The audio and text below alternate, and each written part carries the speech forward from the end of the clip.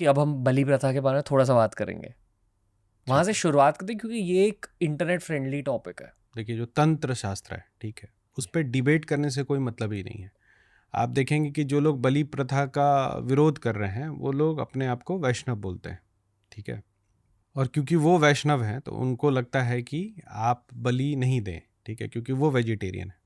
करपात्री जी महाराज, ठीक है, जो धर्म सभा के अंतिम अध्यक्ष रहे, उन्होंने इस विषय पर बताया था कि जब उनके उनके एक भक्त आए थे और उन्होंने पूछा था, वो अग्निहोत्र ब्राह्मण थे, अग्निहोत्र का हवन होता है सूर्य के लिए, तो उनसे पूछा था कि हम गीला हवन करें या सूखा हवन करें। ये कहानी पूरी शंकराचार्य महाभाग ने भी बताया है। मतलब गीला हवन का मतलब होता है कि पहले बलि देते हैं और उस मांस से फिर सूर्य के लिए हवन करते हैं, सूर्य के लिए, ठीक है। और सूखा हवन का मतलब जो हवन सामग्री से हवन होता है, ठीक है। तो उन्होंने बोला था कि गीला हवन करिए आप, मतलब पहले सूर्य नारायण को बलि दीजिए और फिर उससे जो है आपको हवन करना चाहिए। किस चीज़ की बलि दी जाती? बकरे की, ओके। है ना। जो तंत्र मार्ग के हम लोग हैं, तो हम लोगों में पंचमकार चलता है, बिना मांस के जो है हमारा पूजा नहीं होता है, ठीक है ना। तो तंत्र में तो हम डिबेट ही नहीं करेंगे। अगर बोल भी रहा है कि आपको बलि नहीं देना चाहिए, तो इट डज नॉट मैटर, हमें अंतर ही नहीं पड़ता है कि कौन क्या बोल रहा है। हमारा वो प्रैक्टिस है, मतलब ये ऐसा है कि किसी के बात में कोई और अपना मंतव्य रख रहा है, तो किसी का मंतव्य कोई मतलब नहीं रखता। धर्म क्या बोल रहा है बस उतना ही देखना है। इफेक्टिवली ऑल साधना इंक्लूडिंग बेसिक मेडिटेशन, अगर कोई एक जगह बैठकर किसी मंत्र का जाप करे इनसाइड द माइंड, एक एनर्जी बिल्डअप होती है, ठीक है, ओवर इयर्स आई एम से। तो क्या आपके डाइट की वजह से वो एनर्जी बिल्डअप अफेक्ट हो सकती है? जैसे कहते हैं कि chakra can get blocked because of non veg वगैरह। तो मैंने इसी विषय के बारे में बहुत कुछ सोचा है, and please correct me if you think I am wrong, but मुझे लगता है अलग मंत्र के अलग रूल्स होते हैं, बट क्या ये सही है या गलत? देखिए, अलग मंत्र के अलग रूल नहीं होते हैं, अलग देवता के अलग रूल होते हैं। मतलब आप जब किसी की साधना कर रहे हैं ना, तो धीरे धीरे आपका जो नेचर और बिहेवियर है ना, वो आपके ईष्ट के जैसा होते जाता है। कि अगर आप नारायण के भक्त हैं, अब नारायण जो भोग करते हैं वही आप करेंगे ना।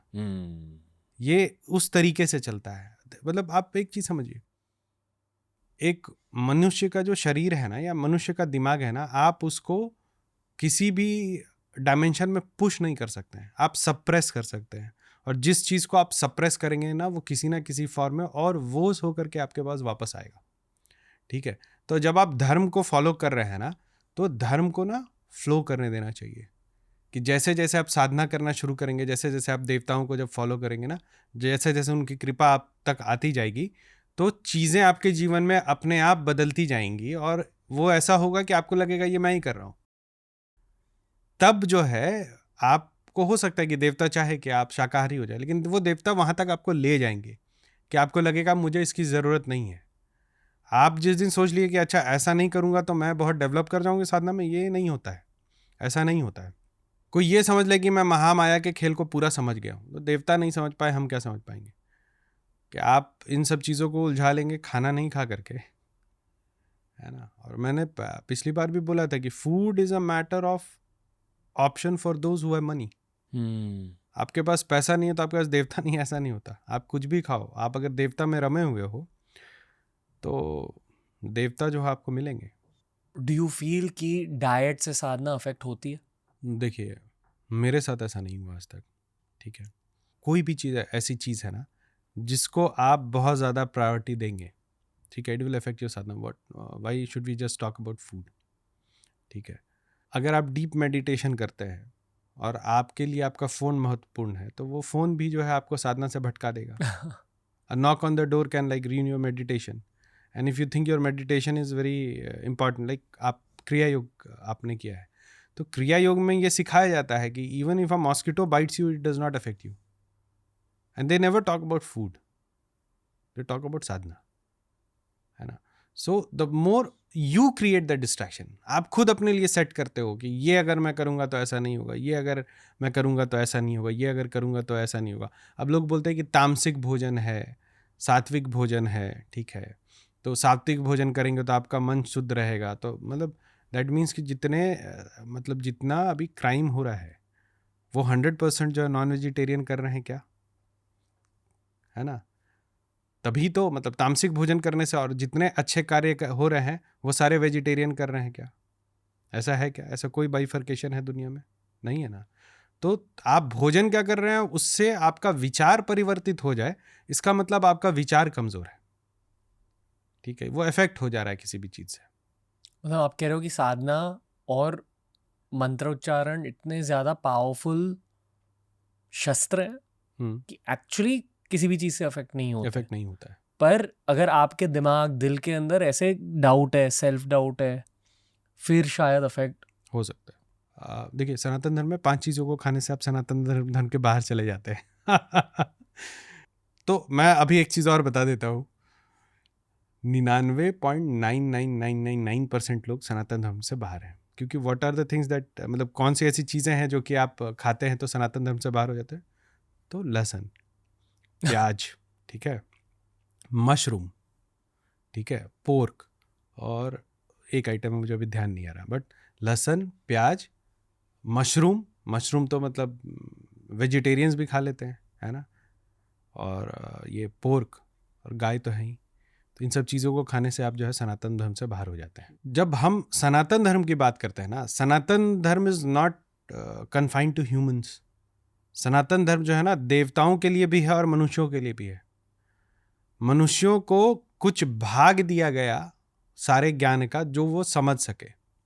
महाभारत का लेते हैं, महाकाव्य जो इतिहास ग्रंथ है हमारा। जब व्यास जी ने महाभारत लिखा ना तो उसको 24,000 श्लोकों में खत्म कर दिया था। वो 24,000 जो था ना वो मेन प्रिंसिपल था, उसको पढ़ करके जो है कोई भी महाभारत समझ नहीं सकता है। फिर उसमें ऐड किया गया इतिहास, तो वो इतिहास ग्रंथ बना और तब वो हुआ 1,00,000 श्लोकों का जो महाभारत हम पढ़ते हैं। बट ये जो 1,00,000 हम लोगों को दिया गया है ये एक पार्ट है महाभारत का। जो पूरा महाभारत है वो देवताओं के लिए उपलब्ध है, वो मनुष्यों के लिए है ही नहीं। इसीलिए बहुत सारी ऐसी चीज़ें आती है जो कि हम लोगों को एज अ रूल बता दिया गया है, क्योंकि उसको समझ पाना हमारे विवेक के परे है।